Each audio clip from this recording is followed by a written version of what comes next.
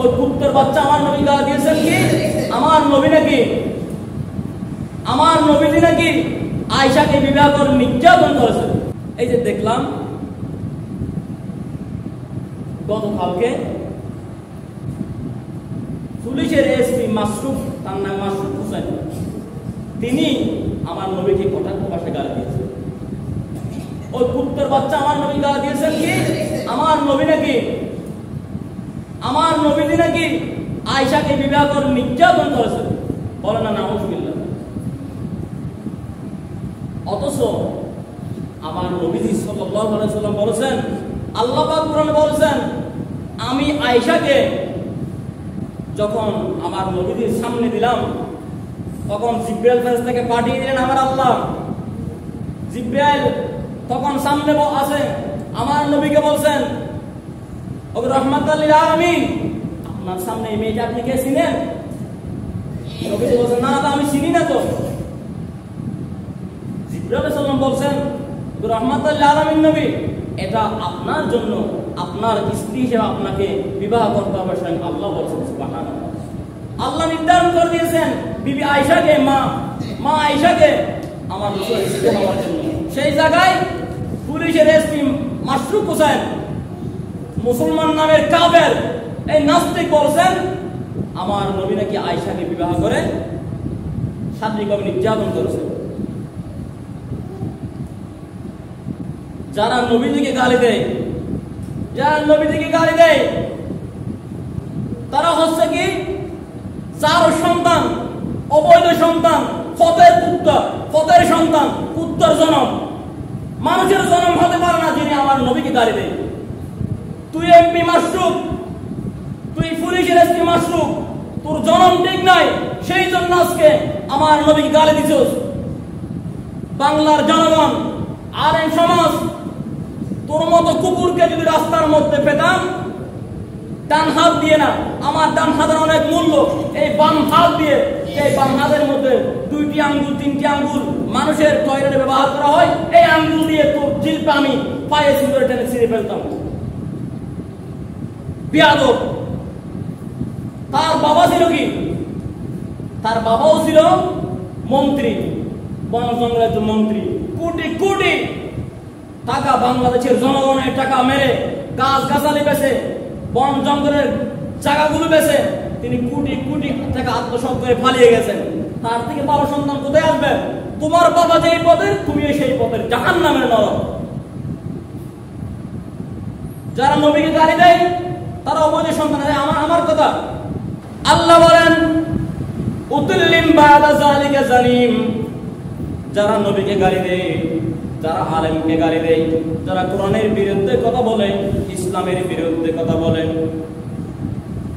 এগুলো হচ্ছে উতুল্লিম বাদা যালিকা জালিম।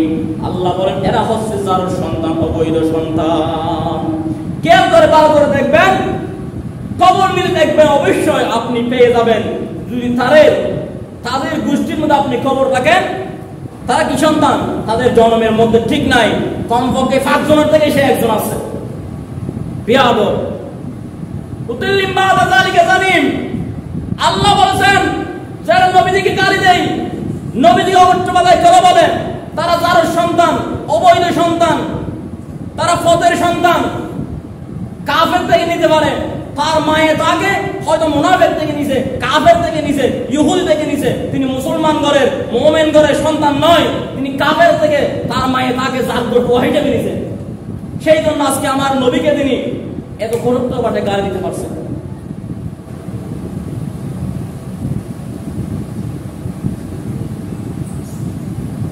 সম্মানিত হাজিরিন, সবাই সজাগ হবেন।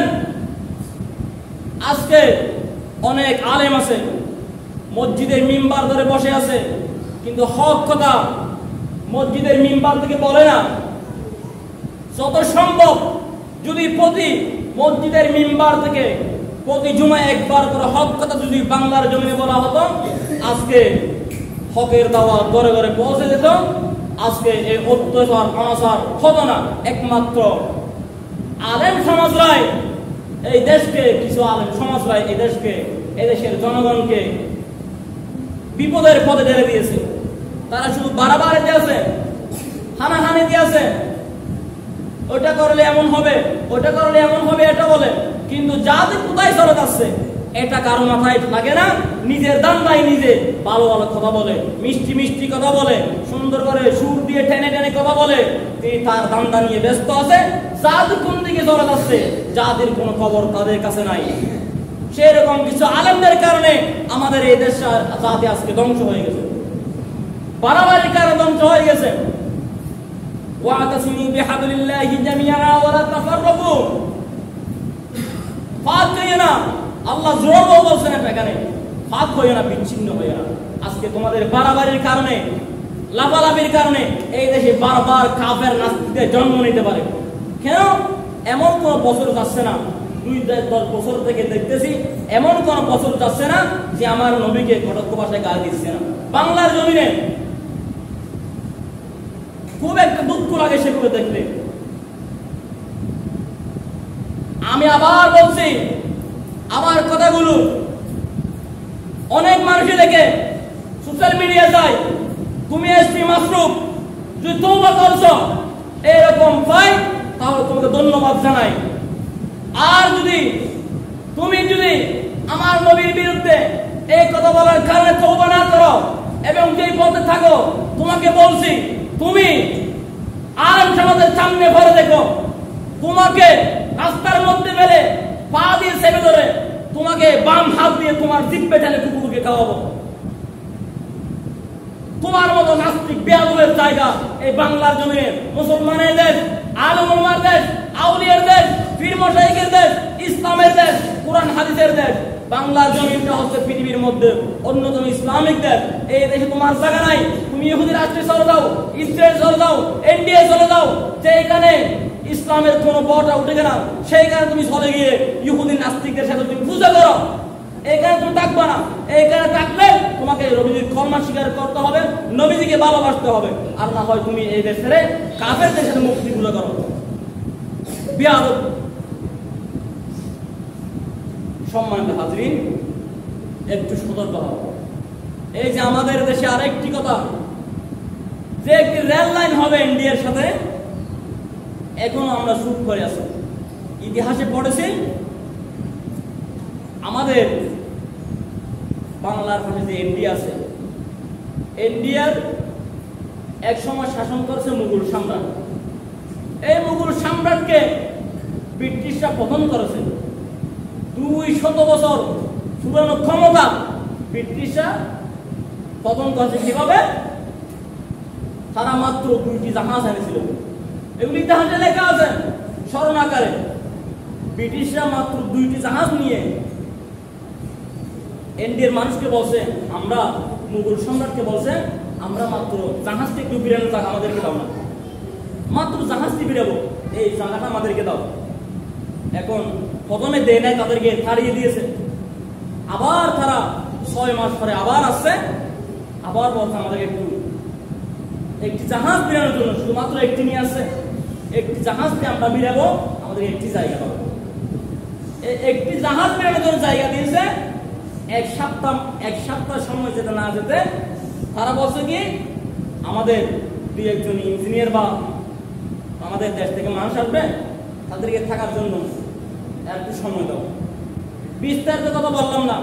এইভাবে একটি জাহাজ ফিরিয়ে জাহাজটি রেখে 1 দিন 2 দিন 3 দিন তেলে এক সময় মুঘল সম্রাট, পৃথিবীর অন্যতম নামি দামি সম্রাটকে তারা পতন করে দিয়েছে, তাদের থেকে ক্ষমতা দখল করে নিয়েছে, সেটাই ব্রিটিশরা।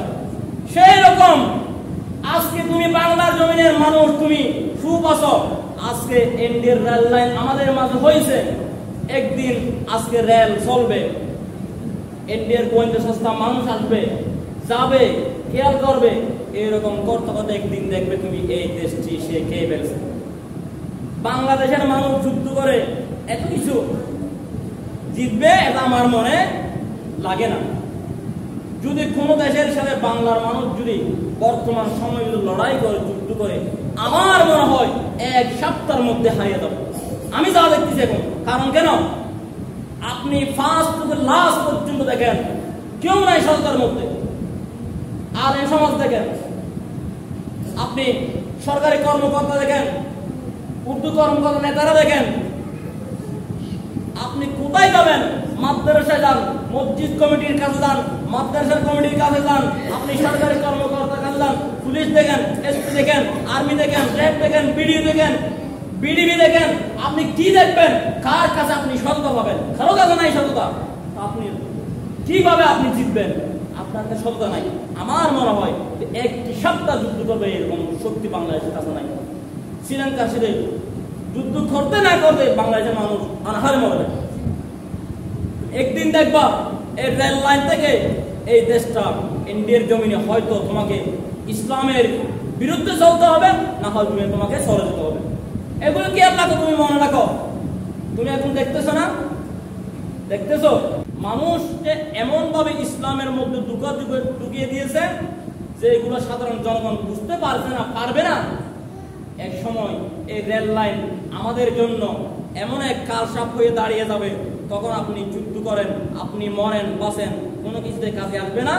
তাদের যে উদ্দেশ্যে রেল লাইন করেছে সেই উদ্দেশ্যটা পূরণ করবে, এটা মনে রাখবা। সেই জন্য যদি এখনো যদি সজাগ হয়ে সময় থাকতে মানুষ যদি হাতে একটি কথা বলেন মুরব্বীরা, দিন থাকতে হাঁটো, কি সময় থাকতে বাটো, গাতে গাতে গলা, আটতে আটতে নলা। এই কিছু কথাগুলো মুরব্বীরা বলে, কথাগুলো কিন্তু কি একদম সত্যি। দিন থাকতে যদি, সময় থাকতে যদি সজাগ না হও, কান্না করতে করতে চোখ থেকে পানি নয় পুষলে রক্ত পড়বে, তবু আর আপনি শান্তিতে থাকতে পারবেন না। সেজন্য আমি একটি কথা বলি, বাংলার জমিনে এমন কত